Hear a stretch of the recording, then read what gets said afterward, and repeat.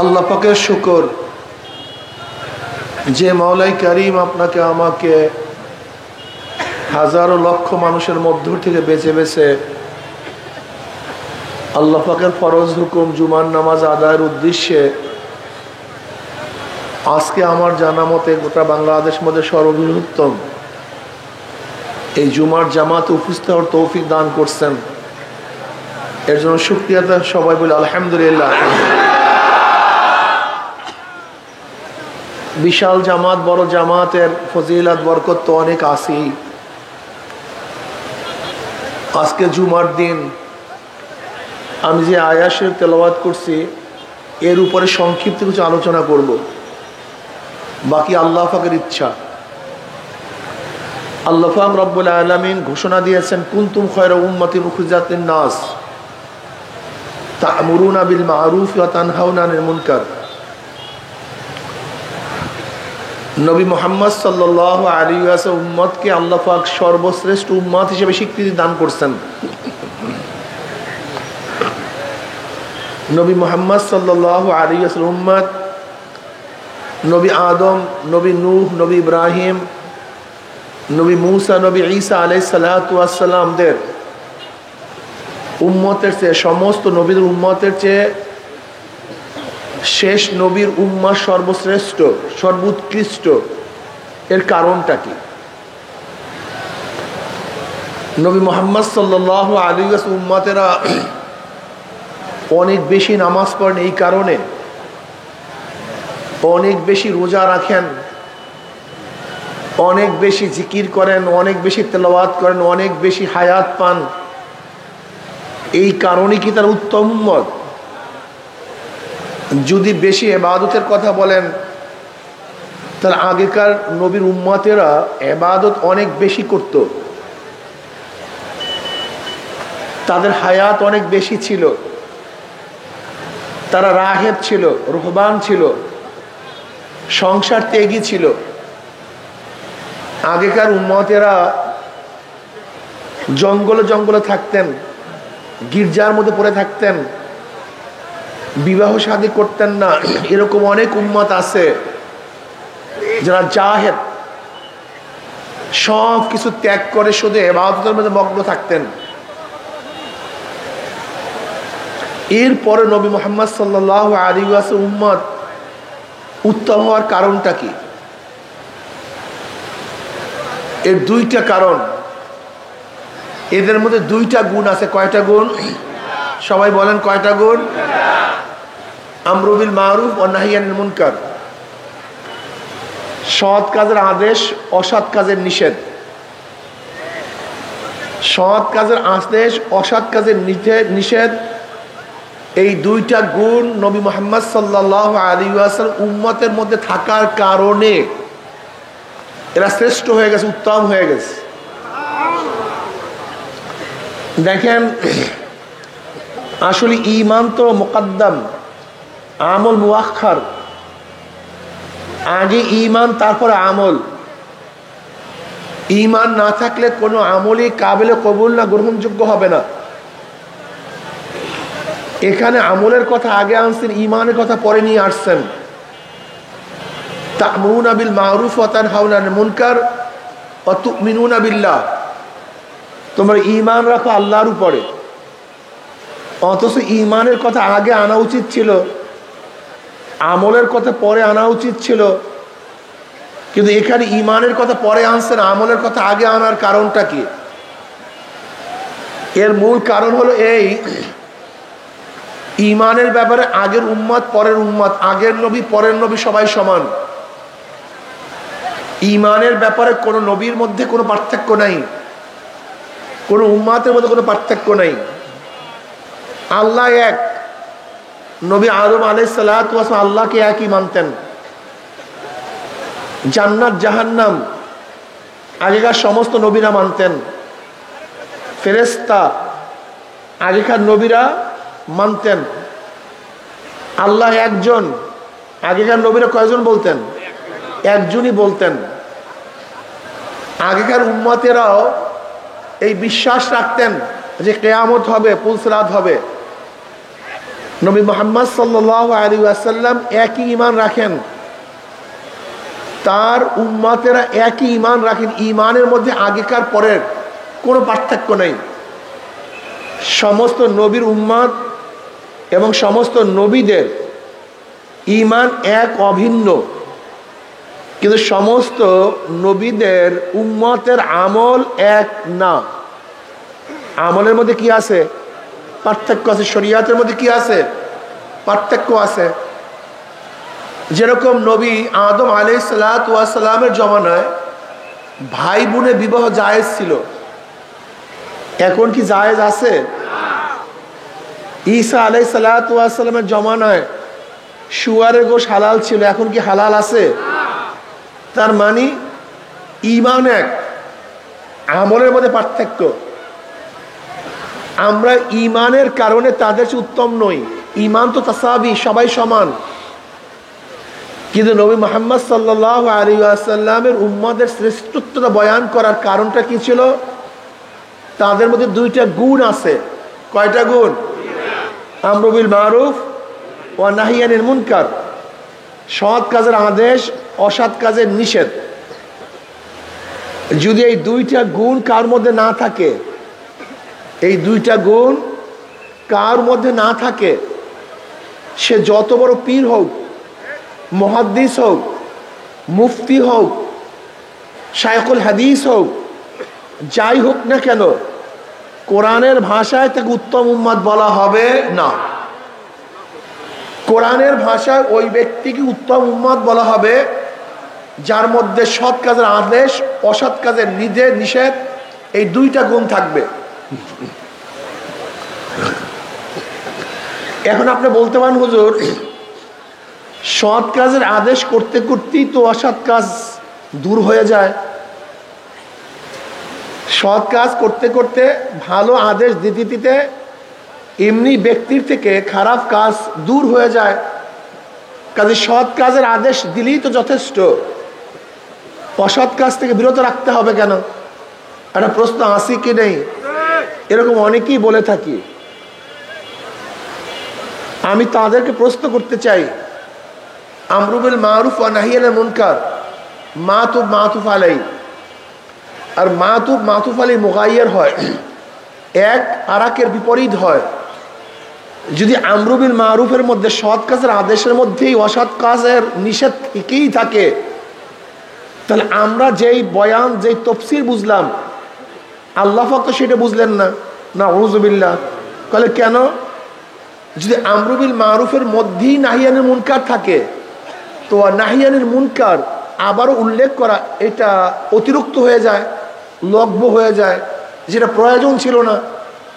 কি কথাটা বুঝাতে পারি নাই? আমরু বিল মারুফের মধ্যেই তো নাহি আনিল মুনকার আছে, ও নাহি আনিল মুনকার আবার কেন বললাম? এটা লগ্ব কালাম, অতিরিক্ত কালাম। আর যে কালামের মধ্যে, কোরআনের মধ্যে অতিরিক্ত থাকে, সে তো আল্লাহর কালাম হতে পারে না। কথাটা বুঝাতে পারিনি? আপনার তফসিরের মাধ্যমে ঈমানের খতরা হয়, ঈমান ধ্বংস হওয়ার সম্ভাবনা আছে। আপনি অবশ্যই মনে রাখবেন, আমরু বিল মারুফ এক জিনিস, নাহি আনিল মুনকার ভিন্ন জিনিস। এর উদাহরণ দেন এইভাবে, একটা মানুষ সুস্থ থাকার জন্য দুইটা জিনিসের প্রয়োজন। কয়টা জিনিসের প্রয়োজন ভাই? দুইটা জিনিসের প্রয়োজন একটা মানুষ সুস্থ থাকার জন্য। যেরকম এক ব্যক্তির ডায়াবেটিস হয়েছে। কি হয়েছে? ডাক্তার তাকে কি বলে? ইনসুলিন নেন, ডায়নিল ট্যাবলেট খান। আবার কি বলে? চিনি খেয়েন না, এইটা খাবেন না, এইটা খাবেন না। এর কারণটা কি? এর কারণ হলো দুইটা। ব্যক্তির মধ্যে যে জার্ম ঢুকছে, সেই জার্মকে ধ্বংস করার জন্য, শোধন করার জন্য ইনসুলিন, ডায়োনিল ট্যাবলেট। কিন্তু নতুনভাবে যেন জার্ম না ঢুকে, এর জন্য চিনি খাইয়েন না, এইটা খেয়েন না। কি কথা ঠিক না? তা একটা মানুষ সুস্থ থাকার জন্য দুইটা জিনিসের প্রয়োজন, প্রতিশোধক, প্রতিরোধক। বলেন কি? এক ব্যক্তি শুধু ইনসুলিন নেয় কিন্তু চিনিও জন্মের মতো খায়, সে সুস্থ থাকবে? এক ব্যক্তি শুধু চিনি খায় না, কিন্তু ইনসুলিন তার মধ্যে যে জার্ম ঢুকছে তার জন্য ইনজেকশন বা ঔষধ ব্যবহার করে না, সেও কি সুস্থ থাকবে?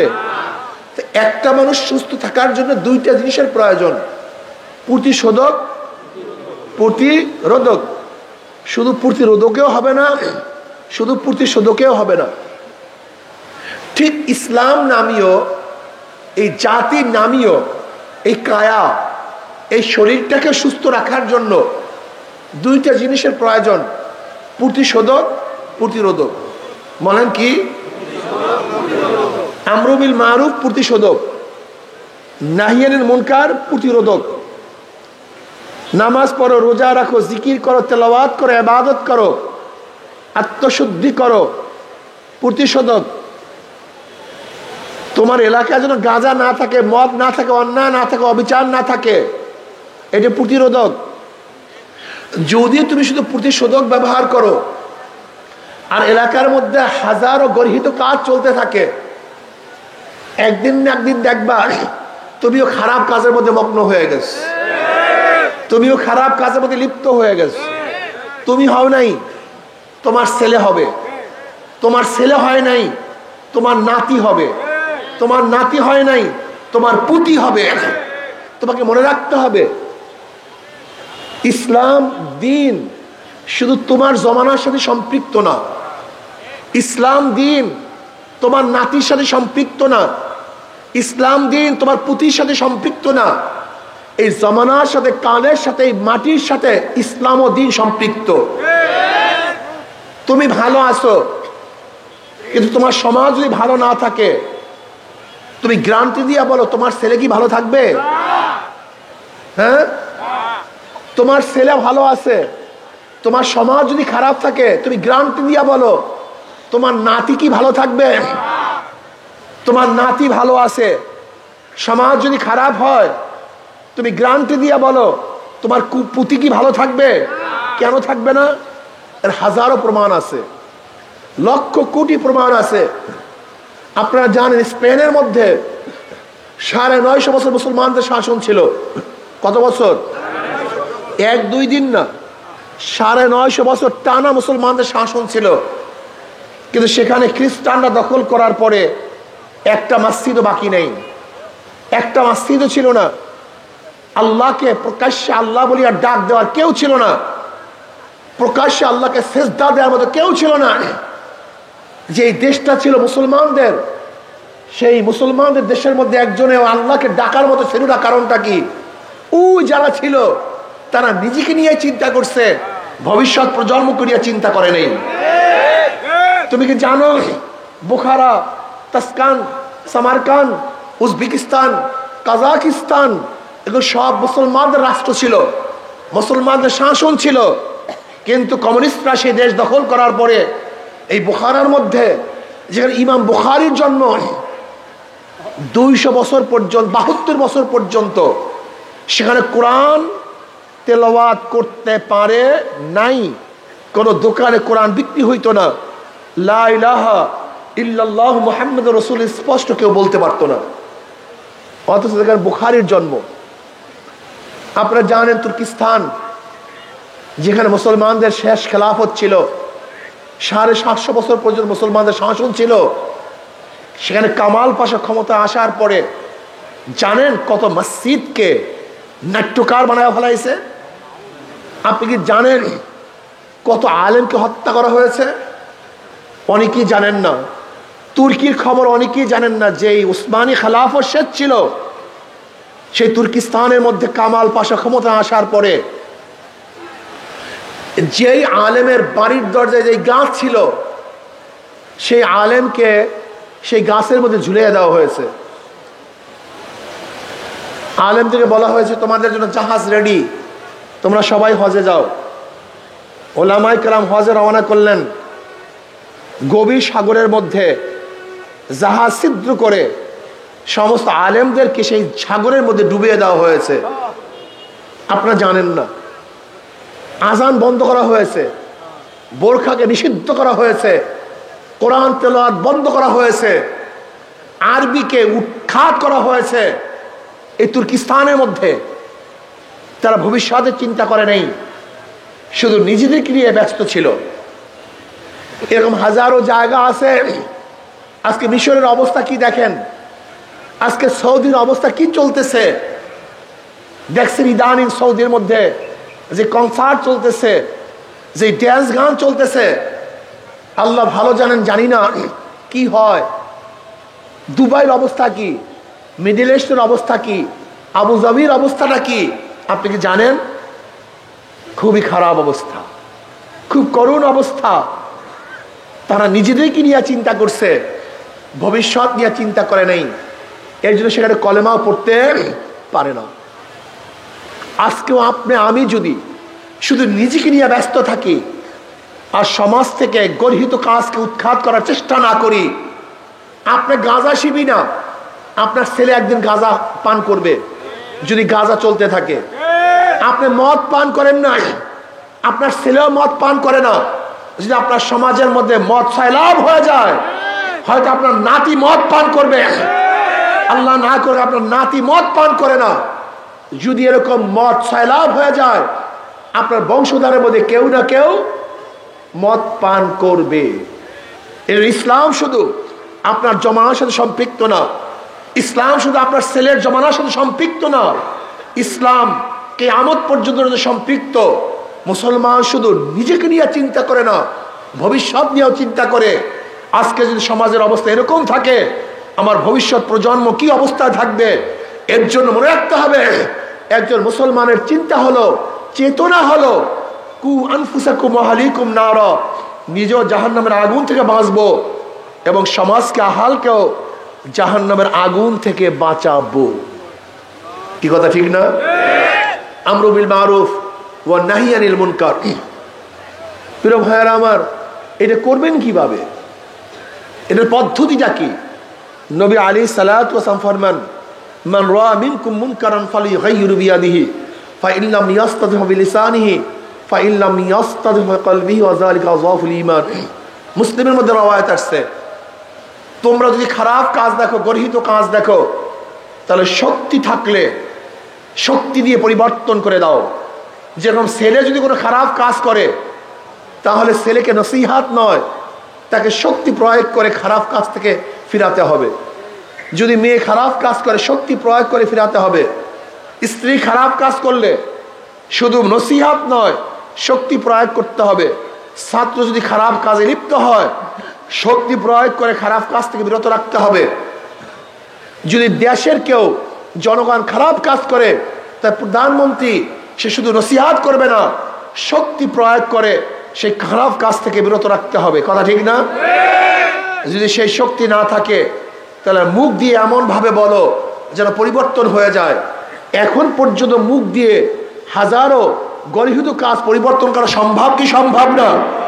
যেরকম থেমিস মূর্তি বসাবার চেষ্টা করছিল, যখন আমরা মুখ দিয়ে বলা শুরু করলাম, বসাতে পারে নাই। ঢাকায় মূর্তি স্থাপন করার চেষ্টা করছিল, মুখ দিয়ে বলার কারণে বসাতে পারে নাই। পারছে নাকি? পারে নাই। এরকম ফতুয়া বিরোধী আন্দোলন করেছিলাম, ফতুয়া বন্ধ করতে পারে নাই। এখন পর্যন্ত হাজারো কাজ আছে, যে এই কাজগুলি বন্ধ করার জন্য শুধু মুখের প্রয়োজন, হাতের প্রয়োজন হয় না। যদি সমাজের সবাই মুখ দিয়ে গর্হিত কাজের বিরুদ্ধে কথা বলতো, তাহলে দেশের মধ্যে একটা খারাপ কাজ চলতে পারতো না।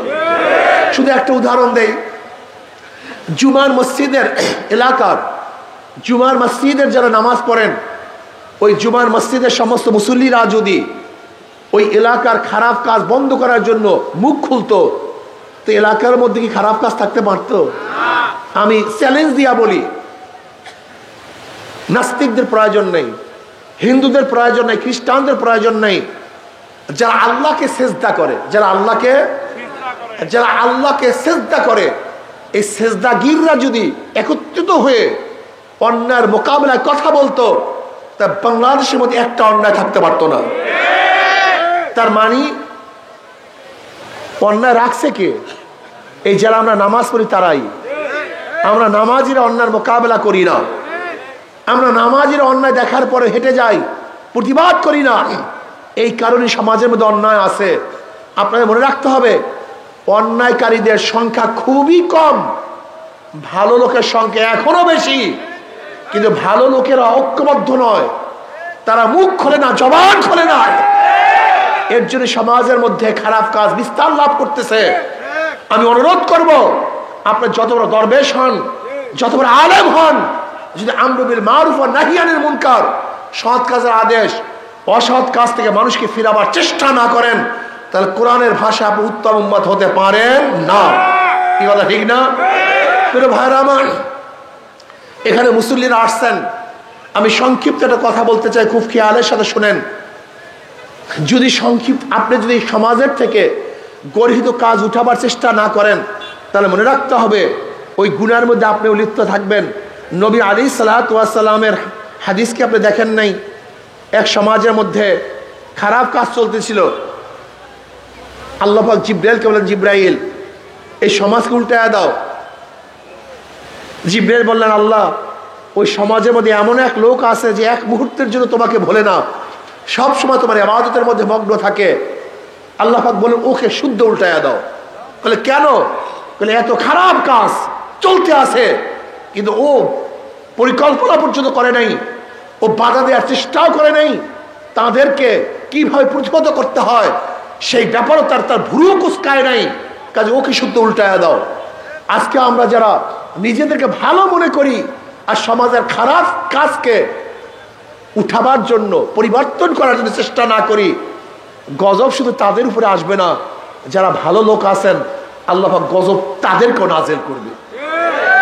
আর যারা খারাপ কাজ প্রতিষ্ঠিত করেছেন, আপনার খারাপ কাজের কারণে যত মানুষ খারাপ কাজ করবে, সব দায়িত্ব আপনাকে গ্রহণ করতে হবে। আচ্ছা বলেন তো, দুনিয়ার মধ্যে কিয়ামত পর্যন্ত যত অবৈধ খুন হবে, এই অবৈধ খুনের একটা ভাগ কাবিল পাবে কি পাবে না? কাবিল কার সন্তান? কথা বলেন না কেন? সবাই ঘুমায়া পড়ছেন নাকি?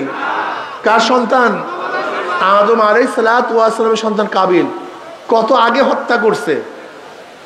কিয়ামত পর্যন্ত যত অবৈধ হত্যা হবে তার একটা ভাগ কাবিল পাবে। কারণটা কি বলেন? হ্যাঁ, ঘুমাইস না, হ্যাঁ বলো বলো, কি পাবে? কেন পাবে? হ্যাঁ, তার মানে যে যেই কাজটা সূচনা করবে, খারাপ কাজের সূচনা করবে, কিয়ামত পর্যন্ত যত কাজ ওই খারাপ কাজ হবে তার একটা সূচনার যে করবে তার আমলনামায় চলতে থাকবে। মনে থাকবে? এই সূত্র ধরে একটা কথা বলতে চাই, কিয়ামতের ময়দানে অনেক মুসল্লি দেখবে, অনেক মুসল্লি দেখবে লক্ষ লক্ষ ব্যারেল মদের গুনাহ। কত ব্যারেল? লক্ষ লক্ষ ব্যারেল মদের গুনাহ। আল্লাহ, আমি কোনোদিন মদ দেখি নাই, মদ স্পর্শ করি নাই, এত মদের গুনাহ আসলো কোথার থেকে? অনেক মুসল্লি দেখবে লক্ষ লক্ষ জেনার গুনাহ। আল্লাহ, আমি তো একটা জেনাও করি নাই, আমি তো কোনো মেয়ের দিকেও তাকাই নাই। দেখবে লক্ষ লক্ষ সুদের গুনাহ, ঘুষের গুনাহ, ডাকাতের গুনাহ, চুরির গুনাহ। আল্লাহ, আমি একটা কাজও করি না, আমি তো মুসল্লি ছিলাম। আল্লাহ বলবেন, আমি জানি তুই এই কাজ করো নাই, কিন্তু যাদেরকে ভোট দিয়ে ক্ষমতায় নিয়ে মদের আইন পাশ করার সুযোগ করিয়ে দিয়েছ, তোর ভোট ব্যতীত এই মদের আইন পাশ করতে কথা বলে না কেন? একদল যুবক ওপারে যাবে, নদীর ওপারে যাবে চুরি করার জন্য। এখন খেয়ালাকে বলতেছে, ভাই একটু পার করে দেন না, আমরা চুরি করব। এখন খেয়ালা, ভাই আমি মুসল্লি মানুষ, চরমনাইয়ের মুরিদ, তবলিগ করি, অমুক শায়েখের মুরিদ হয়েছি, আমি চুরি টুরির কোনো জিনিস গ্রহণ করব না। কিন্তু যেহেতু তোরা যুবক মানুষ, আমার আত্মীয় স্বজন, আমার পাড়ি প্রতিবেশী, একটু তুই চুরি করতে চাস আর আমার খেয়া ব্যতীত পারবি না, আয় আমি চুরির ভাগের মধ্যে নাই। আর যেহেতু তোরা চুরি করবি, আমি চুরির ভাগের মধ্যে নাই, তোদের মাল গ্রহণ করব না, আয় আমি ধাক্কা দিয়ে দেই। খেয়ালা ওই চোরদেরকে খেয়ায় উঠে একটা ধাক্কা দিয়ে পার করছে। খেয়ালার কোনো দোষ আছে ভাই? ওই তো, সে তো চুরির ভাগের মধ্যে নাই। কথা বলে না, সবাই চুপচাপ বসে আছে। এই যুবক বাবা, তুমি বলো, চোরের করে খেয়ালার কোনো দোষ আছে? কারণটা কি? ওর এই ধাক্কা ব্যতীত কথা বলে না কেন? ওর চুরি করতে আপনি যে ধাক্কা দিয়ে ক্ষমতায় বসায় দিচ্ছেন, আপনার সিলের ধাক্কা ব্যতীত ক্ষমতায় যেতে, আপনার সিলের ধাক্কা ব্যতীত আইন পাশ করতে, আপনার সিলের ধাক্কা ব্যতীত মদের আইন পাশ হইতো। সংসদে মদের আইন পাশ কিভাবে করে? মদের আইনের পক্ষে কে আছেন, মদের পক্ষে কে আছেন, হাত তুলেন, হাত তুলেন, হাত তুলছে। মদের আইন পাশ, মদের আইন পাশ, মদের আইন পাশ। এই যারা হাত তুলছে, সমর্থন করছে, এই সমর্থকদেরকে সংসদের নিচে কে আসবে সমর্থনে? কথা বলে না কেন?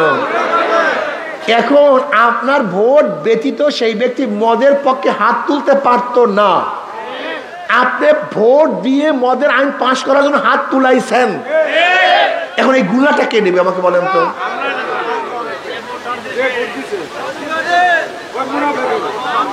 প্রস্কোয়াটার আইন পাশ, প্রস্কোয়াটার আইনের পক্ষে কে আছেন, জেনার পক্ষে কে আছেন, জেনার পক্ষে কে আছেন, হাত তুলছেন, হাত তুলছেন। জেনার আইন পাশ, জেনার আইন পাশ। জেনার আইন বুঝেন? বাংলাদেশের ল হলো এই, একটা যুবক যুবতী সম্মতি হয়ে যত খারাপ কাজ করবে, এটা কোনো বাংলাদেশের আইনে কোনো অবৈধ না। একজন যুবক যুবতী যত অপকর্ম করবে নিজেদের সম্মতি অনুযায়ী, যদি তাদের বিরুদ্ধে হাইকোর্টে সুপ্রিম কোর্টেও কেস দায়ের করেন, সুপ্রিম কোর্টের বাবারও কোনো ক্ষমতা নাই তার বিরুদ্ধে কোনো রায় দেয়া। কারণ বাংলাদেশে জেনা সম্পূর্ণ বৈধ। এই যাদের ভোটের কারণে একটা সিল মারছেন হুজুর, একটা সিল মারছে হুজুর, হুজুর আমার ভাই দাঁড়াইছে হুজুর, আমার আত্মীয় হুজুর, আমার পাড়া প্রতিবেশী দাঁড়াইছে হুজুর, এর জন্য আমি একটা সিল মারছি। এই তোমার সিল ব্যতীত জেনার পক্ষে হাত তুলতে পারতো না। কাজে এই কিয়ামত পর্যন্ত তোমার ভোটের কারণে যত জেনা হবে, এই সমস্ত জেনার গুলা তোর আমলনামায় চলতে থাকবে। ভাবছেনটা কি? একটা সিল। ইবরাত কা যা হয় তামাশা নেই। আপনার ভোটের মাধ্যমে যত মদের প্রচারণ হবে, যত মানুষ মদের বোতলে চুমুক মারবে, আপনার ভোট ব্যতীত মদের আইন পাশ করা যেত না। আপনার ভোটের কারণে মদের আইন পাশ হয়েছে, সমস্ত গুনাহ আপনার আমলনামায়। ইবরাত কা যা হয় তামাশা নেই। আপনি ভেবেছেন কি এটা ভোট? হ্যাঁ, আমি গেলাম একবার উজিরপুরে, এক হিন্দু ঠাকুর, সে বলতেছে হুজুর আমি তো ইসলামের বাহিরে, হাত পাকার বাহিরে ভোট দেবো না। আমি বলি কেন? বলে হুজুর আপনার আব্বার বয়ান শুনতাম, তিনি একটা কথা বলছে যে যাদের ভোটের মাধ্যমে যত গুনাহ হবে, ভোটারদের আমলনামায় সেই গুনাহ আসবে। আমি চিন্তা করি তখন কতটা ঠিকই, আমার কারণে এই কাজগুলো হচ্ছে। আমি না করলে এই কাজ হতো না, লুটপাট হতো না, চুরি হতো না, ডাকাতি হতো না। এই কাজটা আমারই নিয়ত করছি হুজুর। আমি কেন ফাও ফাও একজন ক্ষমতা নিয়ে আমি কেন কিয়ামত পর্যন্ত খারাপ কাজের মধ্যে থাকবো? চিন্তা করতে পারছেন? একটা হিন্দু, ওর মেধা আছে। আমি এই কথা বলছি না যে তুমি আমার সাপোর্ট করো, আমি এই কথা বলছি না তুমি ইসলামী আন্দোলন করো, আমি এই কথা বলছি না তোমার হাত পাকা সিল মারো, এই কথা বলছি না। কিন্তু আমি এই কথা নিশ্চিত বলবো যে এই দলের মধ্যে, যে ব্যক্তির মধ্যে চোর আছে, ডাকাত আছে, দুর্নীতিবাজ আছে, খুনি আছে, মদখোর আছে, ধর্ষক আছে, তাদের দল করে মানুষ করতে পারে না। এই কথা আমি বলতে পারি। আমি এই কথা বলবো না আমার দল করো, আমি এই কথা বলবো না আমার পিছনেই তোমাকে নামাজ পড়তে হবে, আমি এই কথা বলবো না। কিন্তু যে কোনো একজন আলেম যাদের নামাজ সহি, যারা আল্লাহকে ভয় করে, এমন একজনের পিছুই তোমাকে নামাজ পড়তে হবে। আমি এই কথা বলবো না আমার কাছেই কেরাত পড়তে হবে, না, যার কাছে গিয়ে পারো কেরাতকে সহি করতে হবে, শুদ্ধ করতে হবে। কেরাত সহি ব্যতীত কবরে যাওয়া যাবে না। কাজে আসুন আমরা সবাই ভালো মানুষকে সমর্থন করি, ভালো মানুষকে সাপোর্ট করি। খবরদার নিজের ভোটের মাধ্যমে কিয়ামত পর্যন্তর জন্য যেন গুনাহ জারি না করি। এই ভুল কেউ করবেন না, আল্লাহর তো অনুরোধ করি। এই দেশের যত গন্ডগোলের মূল হলো আপনারা, এই যত গন্ডগোলের মূল, এই যত গ্যাঞ্জামের মূল, যত দুর্নীতির মূল সব জনগণ। আপনারা দুর্নীতিবাজদেরকে ক্ষমতায় নেওয়ার কারণে আজকে দেশের মধ্যে বারবার দুর্নীতিতে দেশটা বারবার চ্যাম্পিয়নশিপ লাভ করছে। এ সব দোষের মূল আপনারা, অন্য কেউ না। আজকে থেকে নিয়াত করেন, যেই দলের মধ্যে চোর আছে, দুর্নীতিবাজ আছে, দখলদার আছে, চাঁদাবাজ আছে, ওদেরকে আমরা সাপোর্ট করব না, ওদেরকে ভোট দেব না ইনশাআল্লাহ। কি সবাই রাজি আছেন ইনশাআল্লাহ? কে রাজি আছে? দুই হাত নারা তাকবীর, নারা তাকবীর। আল্লাহ আমাদের সবাইকে কবুল করে নেন। মাশাআল্লাহ, মাশাআল্লাহ, মাশাআল্লাহ। হাত নামাই। এর জন্য আমি একটা কথা বলবো ভাই, একটা কথা বলবো যে খবরদার খারাপ কাজে অংশগ্রহণ করবেন না, খারাপ কাজে যাবেন না। কিয়ামত পর্যন্ত কিন্তু আপনার আমল নামায় এই গুনাহ লিখতে থাকবে। আল্লাহ আমাকে আমাদের সবাইকে কবুল করে নেন। এখন ক্বাবলাল জুমা 4 রাকাত সুন্নাত নামাজ পড়ি।